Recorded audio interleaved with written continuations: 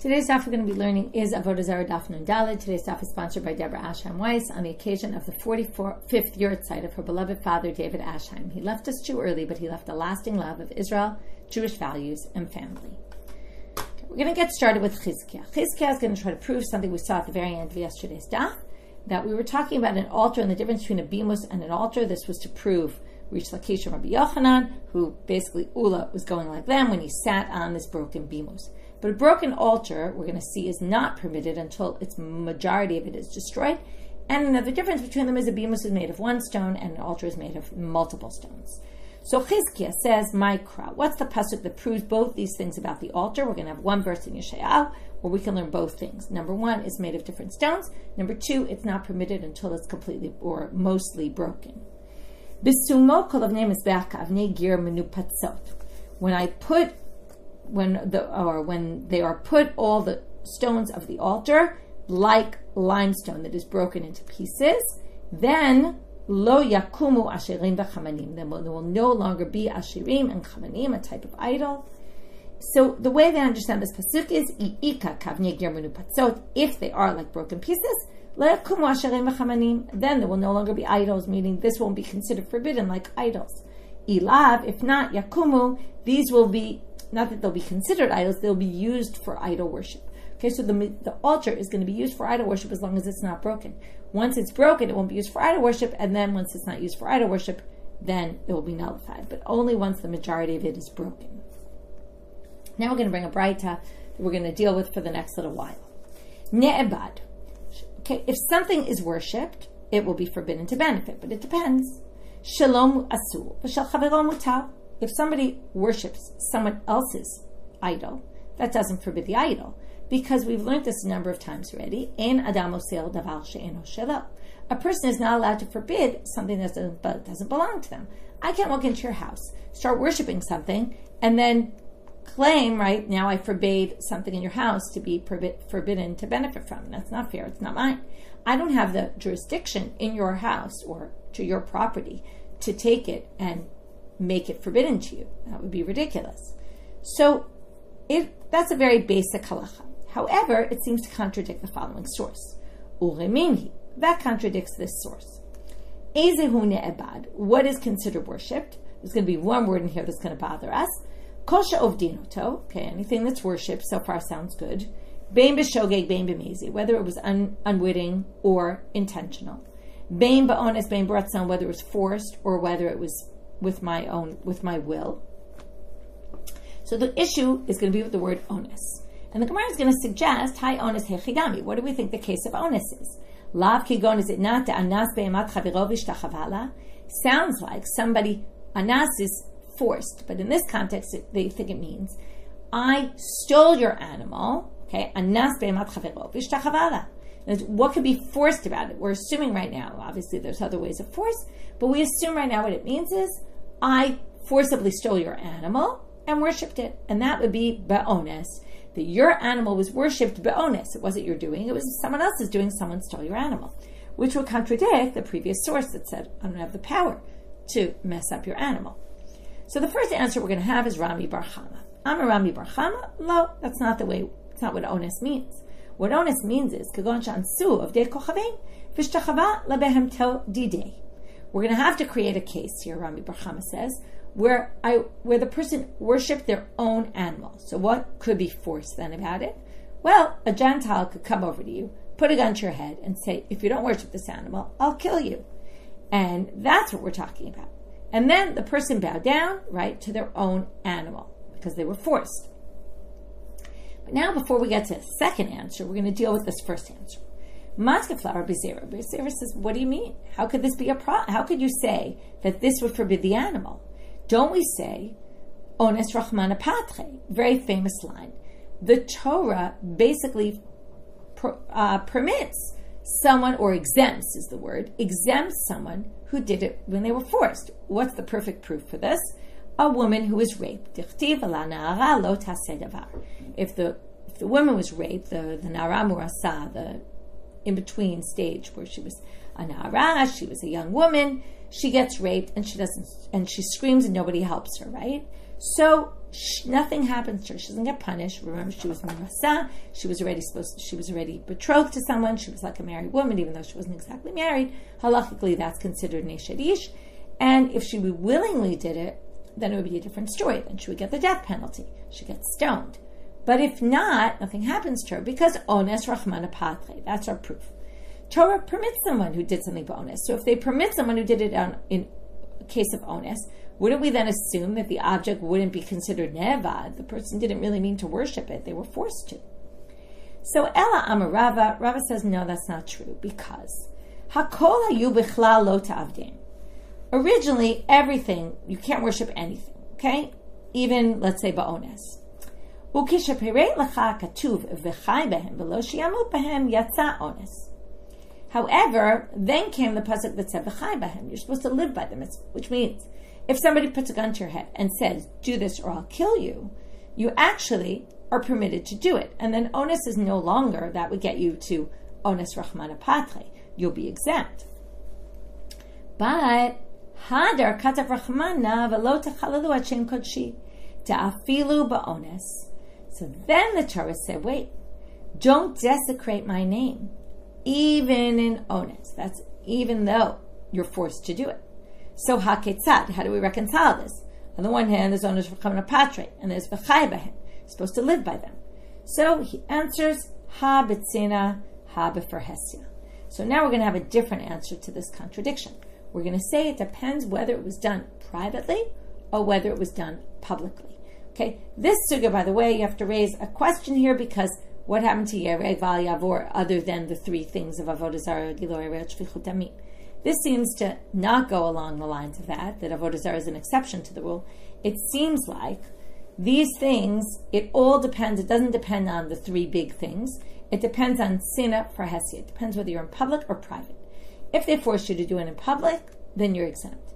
If they force in private, you're exempt. If they force you to do it in public, then you're not exempt. Okay? You should really get killed for it.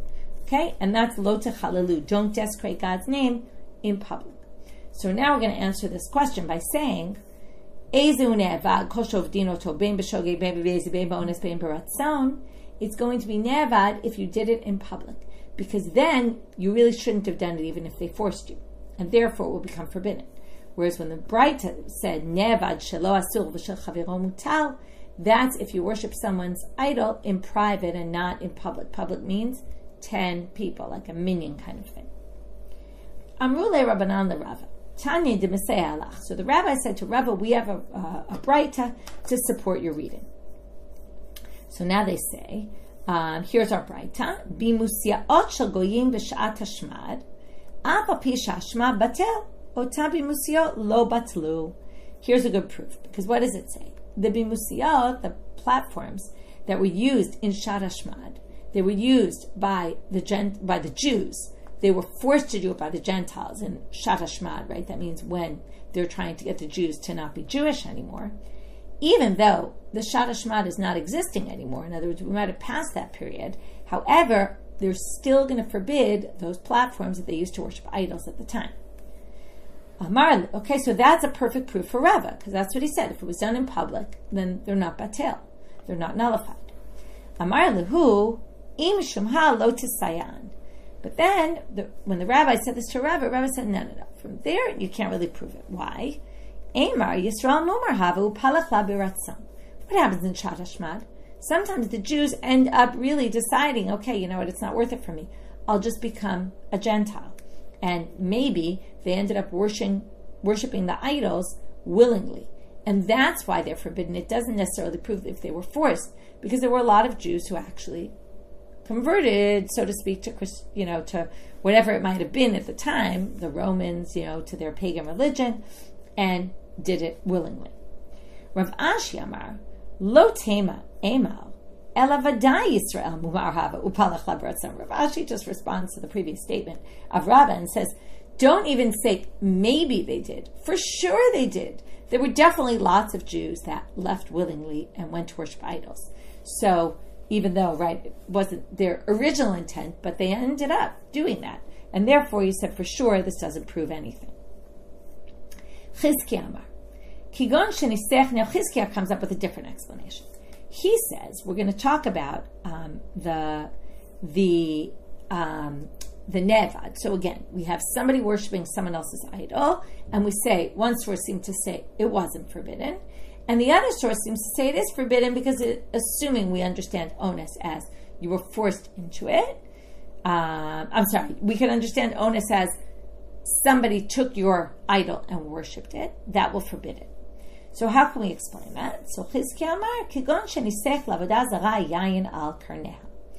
So what Chizkiah is going to say, we're going to understand this a little better as we go on, but what it's going to seem to mean is if they did an action, it wasn't just bowing down, but they did an action to the idol. So the first suggestion first way he says it is, they poured a libation on the karnayim, the horns of the animal. So they poured wine libation onto the animal's horns for the purpose of idol worship. So that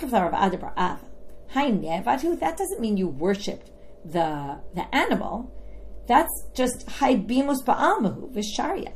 That would not forbid the animal because that's just pouring wine onto the horns, but it's more like you're using the horns as a way to worship the animal. Okay, the issue here, by the way, is that an animal is normally we say the animal isn't forbidden, but if you do something to the animal, then you actually forbid it.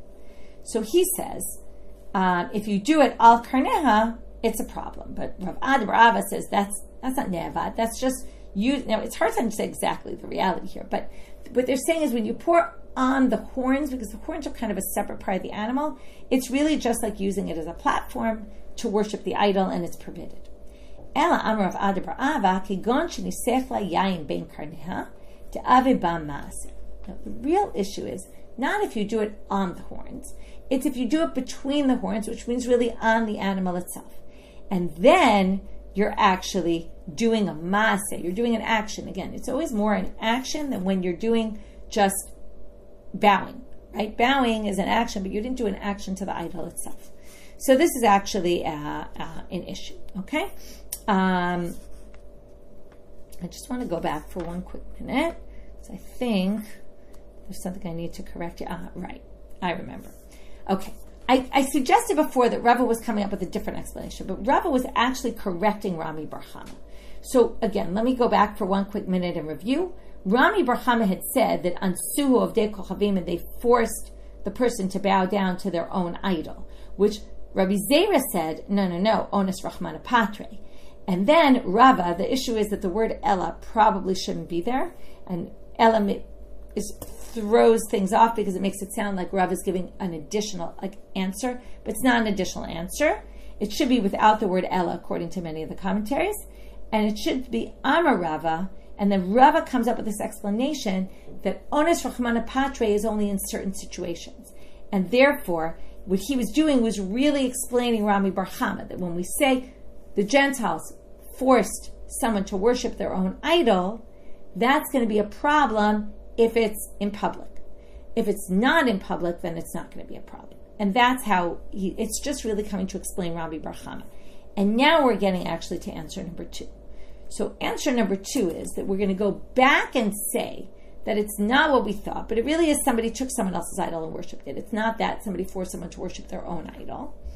But what they did was they actually did an action to the idol. And if you do an action to someone else's idol, you actually can forbid it. Okay, and that's what he's saying. And in the end, it's not on the horns, it's actually between the horns. The exact difference is hard to really understand, but it seems to be doing it on the animal rather than between the horns, on the horns of the animal. So now they're going to say, now we're going to have similar statements. V'haki ata Ula, we're back to Ula again. When Ula came from Babylonia, he told us that Amar Rabbi Yochanan, the Rabbi Yochanan said, He's going to say the same thing here, by the way. Even though they say that someone who bows to their friend's idol does not forbid it. However, asaba maaseh asara. But if they do an action to it, they actually forbid it. Amar lahu Rav Nachman, and then Rav Nachman also said in Babylonia, Puku va'amru le'ula. When he heard Ula say this, he said, "Go out and tell Ula." Kfar tirgama Rav Huna l'shmatech b'Bavel. Okay, Rav Huna already said what you said in Babylonia. In other words, don't come and brag that your rabbi in Israel said this, because, we said the same thing in Babylonia. If the animal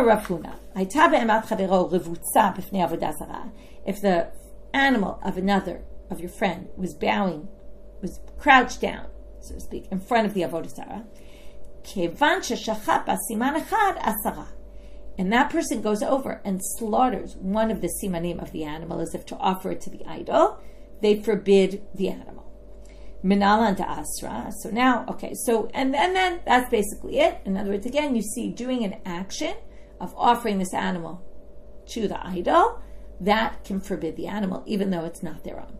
So we end up with this second answer, which is this distinction between, well, on the one hand, I can't forbid someone else, I can't come into someone's house, bow down to it, and turn someone's idol into an idol. But if I actually did an action to it, like worshiping it, pouring the libation, slaughtering it, something like that, right, using it as a way to worship an idol, then it would be forbidden. Now they want to know, how do we know this is forbidden? And they're going to bring up a kind of strange comparison. Commentaries talk about how it's not exactly comparable, but we'll try to see how it is somewhat comparable. Maybe we learn it from Kohanim.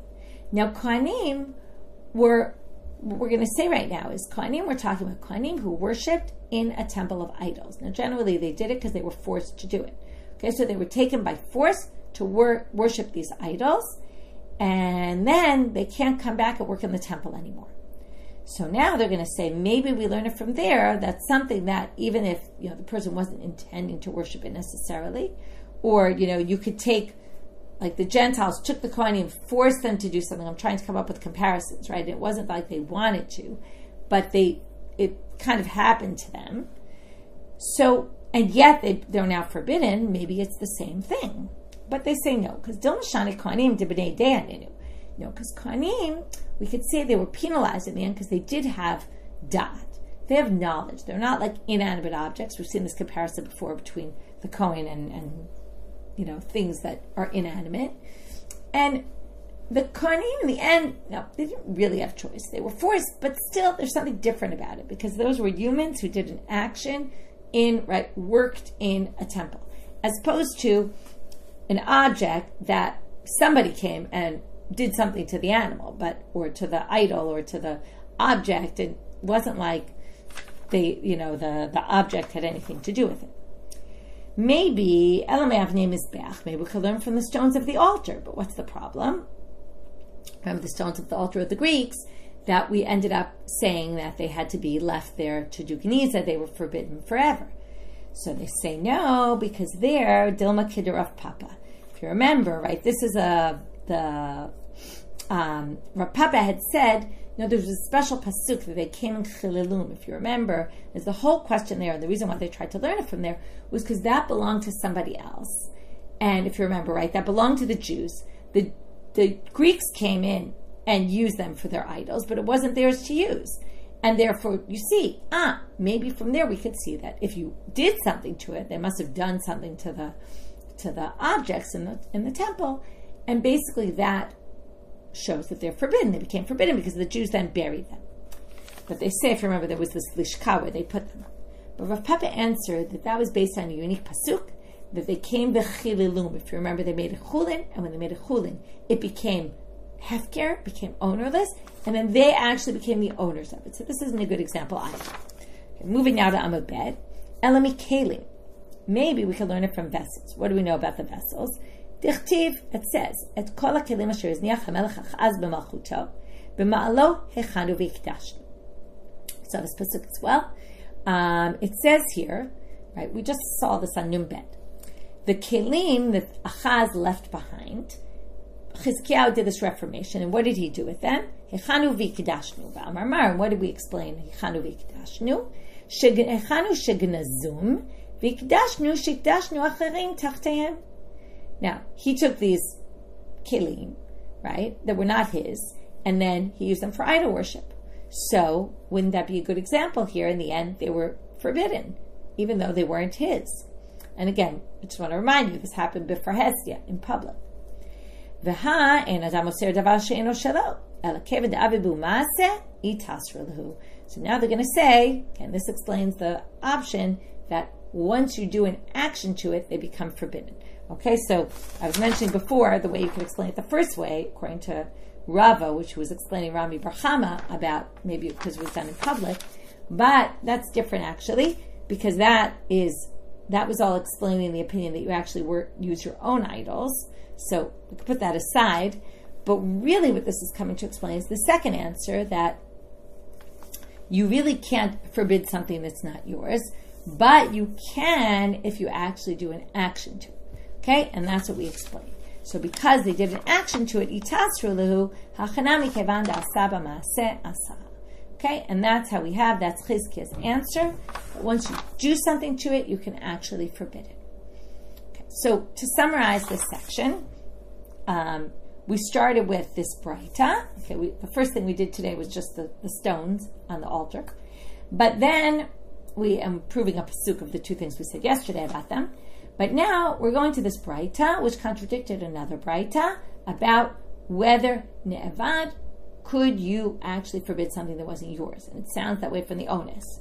So either we say it's actually not talking about something that wasn't yours and it's actually your own. And for that we had to explain, well, what did you do wrong if someone forced you to do it? Well, you did it in public and therefore were forced to do it, and that makes it forbidden. And that's why the object will be forbidden. But Chizkiah says, no, it's actually your own, the simple reading that somebody grabbed it from you, worshipped it, and then it was forced upon you that it was now a worshipped item, but they had to have done an action to it. If they actually do an action to it, I can't just go into your house, bow to something and forbid it, but I could go into your house, do an action to your idol, which is hard to imagine, because the whole concept of you can't forbid something that's not yours, but once you do an action to it, it's kind of like it's too late. Okay? Once it's just on the scale, bowing is one thing, but actually doing an action to the idol or to something that's worshiping the idol, that's already much more serious. Now we're going to have some other things about Avodah Zarah. So Rav Dimi came from Babylonia, and he said in the name of Rabbi Yochanan, even though if you bow down to the ground, you don't forbid the ground, because we learned that, Elohem al ha'arim, but not harim Elohem. But if you dug something in the ground to worship that, okay, to worship the space or something like that, or you dug a cave for the purposes of Avodah Zarah, then that area would actually be forbidden. The ground itself, no, but the area that you dug up, yes.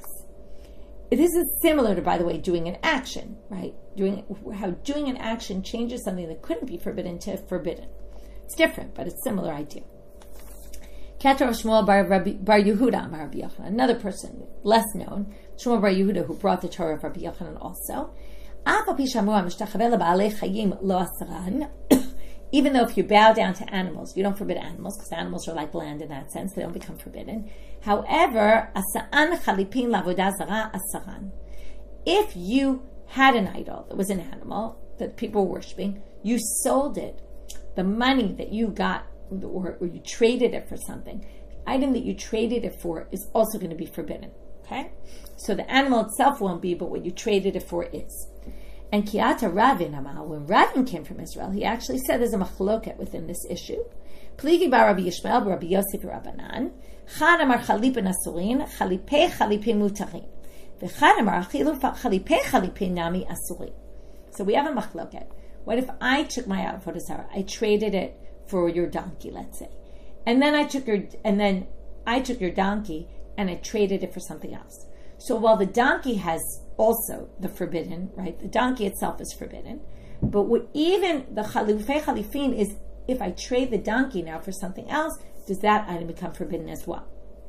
That's a subject of debate. So everyone agrees the chalipin is forbidden. The question is if you trade that item for something else, is that also forbidden? So now we're going to see the reasoning for this. My time on demand amar chalipei chalipin asurin. What's the reason to say that trading that second item is also going to transfer the forbiddenness to the third item? Amar kra v'hayita cherem kamohu. Kol she'atam mahayem mimenu hareyu kamohu. They're focusing on the word hayita. Okay, it will be cherem like it.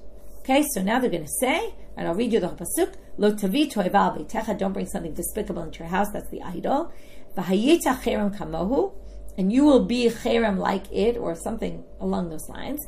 What they say here, the hayita, is you can create anything you make like it from it is going to be forbidden. So anything, even a few switches. V'idach, what's the other person going to say? Well, it says at the end of that pasuk, shaketz shaksenu v'ta'ev t'ta'avenu ki cherem hu, because it is cherem. Now, hu means just it and not something else. So from there they learned hu v'lo chalipei chalipim. In other words, if you trade it once, yes, but beyond that, just it becomes forbidden and not anything else. Now, the one who ignores that drasha and says, no, there is no such drasha, because they think chalipei chalipin is a surin, well, idach, what's he going to do with that word hu? Well, that's to exclude something else. Now, orla and kilei keren, this is the third year, the first 3 years of the fruits of a tree after you plant it, and kilei keren are if you crossbreed vineyard with grains.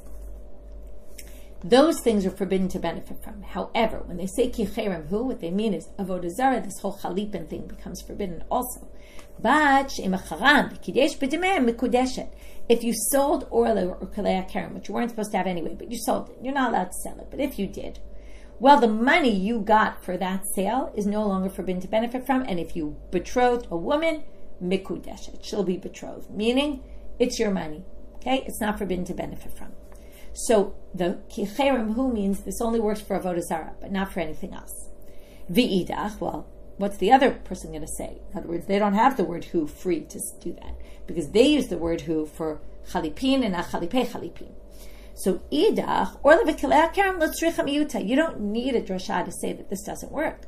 Why? Because Avodah Zarah u'shvi'it shnei ktuvim habeim kechad, v'kol shnei ktuvim habeim kechad ein melamdim. Because we have this principle. Principle is, if something appears once in the Torah, we can learn all other examples, unless otherwise excluded. If we have it in 2 places, then it means this is only true for those 2 places, and it's not true for any other situation. So, if we can prove that this idea of chalipin being forbidden, that if I switch something to something else, or trade it, barter it, sell it, what I end up getting in its place actually is going to be forbidden as well, or have the same status, that appears twice in the Torah, which means if it appears twice, it's not taught anywhere else. Which means I don't need a special drasha to say orla and kilei keren are excluded from this principle, because there was no reason even to think to include them. So what are these cases? So Avodah Zarah hadamaran. Okay, Avodah Zarah we already explained, but we said vayita cherem kamo, anything that comes from it will be forbidden. Shvi'it, when it comes to Shemitah, where does it say? What do we learn from? Right, this means if I have Shemitah produce and I sell it, then what I get in exchange is going to have all the sanctity of the Shemitah year as well. Dichtiv ki yovel hi kodesh tiyeh lachem. Ma kodesh. So they talk about it. The context here it's yovel, but it's relating also to Shemitah, and they say it's kodesh. Now, what does it mean kodesh here? Well, they're going to say, it's just like Kedusha. Ma kodesh tofeset tamah v'asur, ashvi tofeset tamah v'asura. Sanctified items you can redeem onto coins, and then the coin gets the status of the sanctified item. So Shvi'id is just like that as well. Then they say, wait a minute, but ima kodesh tofeset tamah v'yoseh l'chulin, it's not really true, because it's not the same as kodesh. When I have something kodesh, let's say I'm bringing this, we say couch to the temple, because it's always a good example, because you can't really bring your couch to the temple. I'm giving my couch to the temple. I'm dedicating it, I guess it would be the right word. Dedicating it to the temple. Then I have to take the value of that and bring it to the temple. Now my couch no longer has sanctity to it once I take the money. It's removed. With Shemitah, it doesn't work that way. With Shemitah, the Shemitah produce is still Shemitah produce. I can't redeem it onto a coin. It's just that if I sold the Shemitah produce, then the Shemitah produce would still have the sanctity of Kedushat Shvi'it, of the 7th year. But also, whatever I traded it for, let's say I traded it for fruits from the year before, they'll also have the sanctity of Shemitah upon them. So it's not the same, because, again, Ima Kodesh Tofes Dama B'Yotzeh L'Chulin, it goes on to the money, and then the original object is no longer sanctified, Ashvi Tofes Dama B'Yotzeh L'Chulin, and it doesn't. So, if you're really going to say we learn it from Ki Yovel Hi Kodesh Tiyeh Lachem, it should be just like Kodesh, and the Shemitah law should be removed from the original produce. Well, Talmud Lomar, there's a special ruling here, a special pasuk, tihiyeh. Okay, Kodesh tihiyeh lachem. Tihiyeh means b'habayata tehei. It stays in its original sanctified state. So whatever happened to Shashvit, it's not removed, it's just kind of doubled. It now moves on to the other object. So haketzad, now they're going to explain how it works, because there's one other thing they have to tell you, just so you understand it up to the end. Lakach beperot shvi'it basar. So let's say you took meat, you bought, right, you paid for Shemitah produce with meat.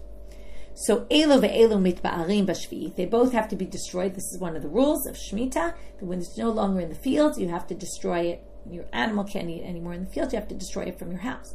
So the meat would have to be destroyed at the same time that the produce is destroyed.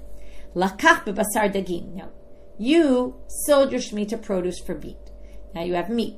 If you sold the meat for dagim, for fish, yatsa basar nechnesu dagim. So now it actually does leave the meat, because the meat isn't the Shemitah produce itself. The Shemitah produce is always going to stay. Okay, let's say I had some oranges, I sold them for meat. The oranges are always going to have the rules of Shemitah on them. But if I sell the meat now for fish, then whatever was on the meat got removed and is now on the fish. But dagim yayin, yatsu dagim, nechnas yayin. If I then traded the fish for wine, it would leave the fish and it would go on the wine. B'yayin shemen, yatsa yayin, nechnas shemen. If I traded that wine for oil, then, okay, they don't need to go this far, but they're going anyway, then the oil would be. Haketzad, how does it work? Acharon yitpas b'shvi'it, upriatzmo asul. This is what I said. The last one will have the Shemitah status on it, and the original fruits will also have it. V'idach, okay, now we just have to go back to this ping pong. The one who said you need the word cherem hu to exclude orlein kilei kerem, why do they need a special pasuk to exclude it? We already said shnei ktuvim be'im kecharem alamdim. So idach kasavar shnei ktuvim be'im kecharem alamdim v'itzrichu lemi'utinu. Now, there is an opinion that says, actually, 2 times is really like 1 time. And you really could learn from there for everything else, and that's why you need a special pasuk to exclude. Those who hold 2 times does teach you the general rule, hold that if 3 times, though, then not. But 1 or 2 times would still just be a general rule for everywhere. Okay. Now we're getting to a new Mishnah. I will preface this with saying that we're now basically ending this section of the Masechet. Okay? We started our Masechet, I'll do like a very brief overview. We started with the whole laws of the holidays, what you can do on their holidays, what you can't do, business dealings, all that. We moved to like Bishul Akum and foods that were forbidden, things like that. We moved from there to how does idol worship work, how do they worship their idols, what's considered worship, not worship, all that. And now we're going to move to Yain Nesach. Okay, that's wine that they used, right? You get wine, a Gentile used. We're concerned they offered up to their gods. We're going to get into a whole topic of that, very relevant nowadays, right? Not having, right, have to be careful with your wine, that it doesn't come in contact with a non-Jew. Again, we'll get to all that when we get to it inside. But before we get there, it's almost like they want to end this whole section with a little bit of a zoom out and more like, well, if this idol worship stuff is so bad, then why? Okay, and we're going to see their questions. Okay, why are there idol worshippers in the world? Why hasn't God made it that they just don't exist anymore or destroy their idols or things like that? And it's going to come in the context of a conversation between a Roman and the rabbis, okay? As classic is, where the Romans say, oh, if you're so right, then why, blah, blah, blah. So, Sha'alu et hazkinim beRomi. Here's a mission. The elders in Romi, they asked the Sha'alu et hazkinim beRomi, meaning in Rome, they asked the elders, our elders, Im ein ritzono b'avodah zarah, lama eina mevatlah? God doesn't like idols, and why doesn't He destroy them? Amru lahen, ilu ledavar she'ein tzorech le'olam bo hayu avdim, haya mevatlo. If people were worshiping things that the world didn't need, then yes, God would destroy them. But hareim avdim lachama v'lalevana v'lakochavim u'lamazalot yabed olamo b'pnei ashotim. Here's a great line, right? If they're worshiping the sun, the moon, the stars, the constellations, what? God's going to destroy all these things that people need because of fools who are worshiping idols? What? God's going to destroy all these things that humans need in the world? Amru lahen, so the Romans said back to them, Im ken yabed davar she'en tzorech le'olam bo v'yaniach davar she'tzorech ha'olam bo. Well, fine. So I understand you're not going to destroy the sun, the moon, and all those things. But what about the Atzei Asherah? What about the stones? What about all those other things they're worshiping? The world doesn't need those. Why don't you destroy those? Why doesn't your God destroy those? Amru lahen, af anu machzikim yedei avdehem shalelu. If God were to do that, that would strengthen those who worship the sun and the moon. Why? They'd say, Shomrim, tidu shehen elohot, sharehen lo bitzlu. They'd make a comparison. They'd say, oh, maybe the Atzei Asherah and all those idols are nothing. But look, the sun and the moon are still there. They didn't get destroyed. That must prove that they're actually real. Okay? So there's their back and forth. Now this is going to continue in the Gemara with Breita. It's going to say, okay, we're going to have different Breita. They're going to talk about these conversations they had. Tanu Rabbanan Shalu Filosofin et Zkenim Beromi. Okay, the philosophers asked the questions to the Zkenim in Rome.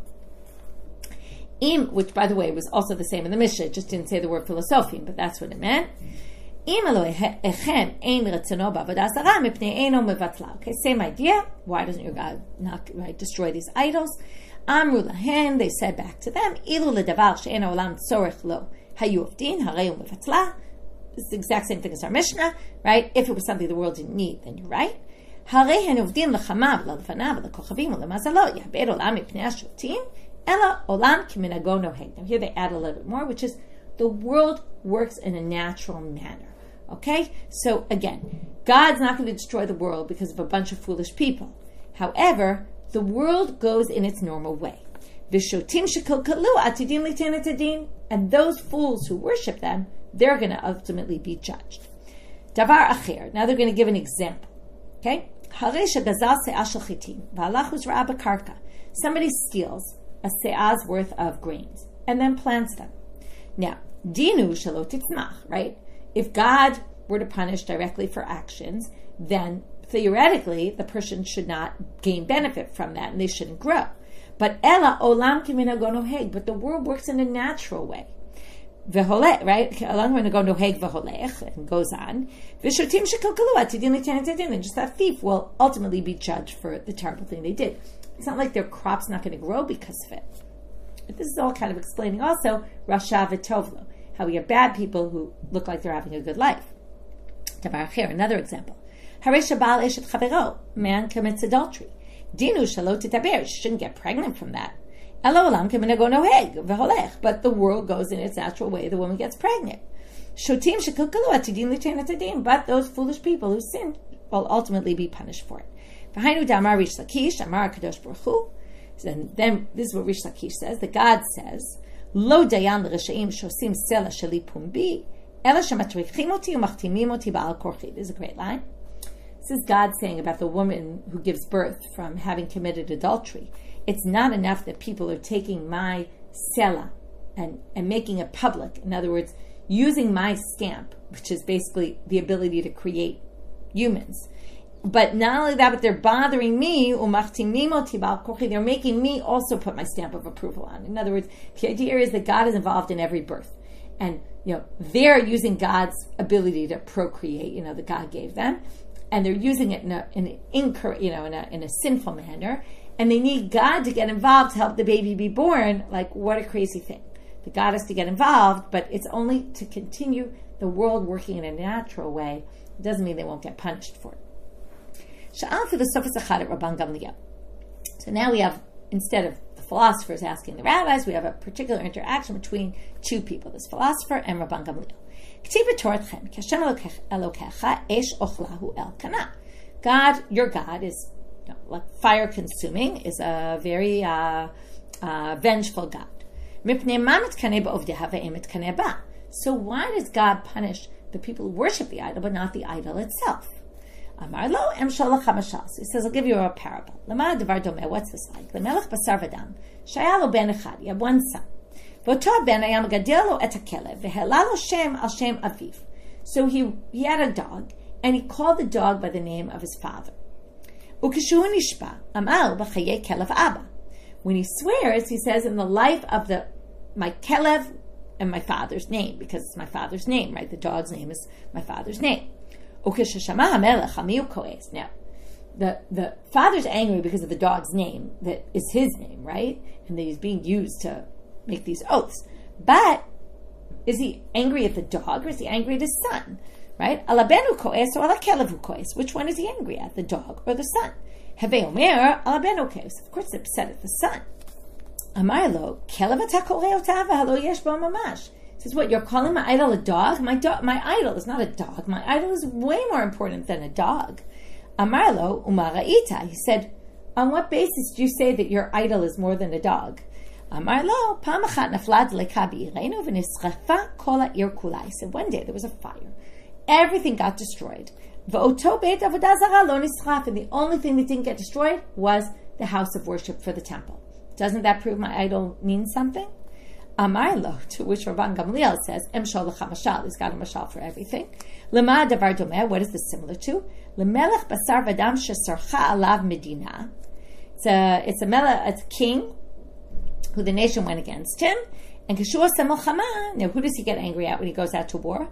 Im achayim oseh or im amitim oseh. He fights against the people who are alive in the city or the people who are dead in the city. Obviously, he's only going to fight the live people. The dead people are already dead. Okay, so basically he's saying that's why God didn't bother destroying your temple, because it was dead anyway, right? It doesn't mean anything.